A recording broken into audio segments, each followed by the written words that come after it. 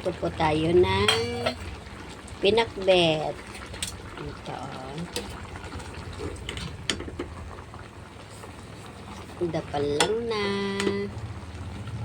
May ano yung palaya, may talong, may saluyot, may kamote. Opo, asawa ko.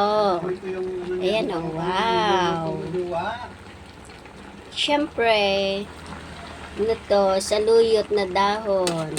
Tapos meron siyang yung ano, pritong bangus na pinira-piraso na natin.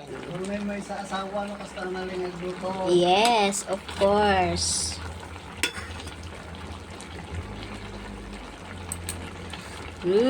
Delicious. Kain na tayo.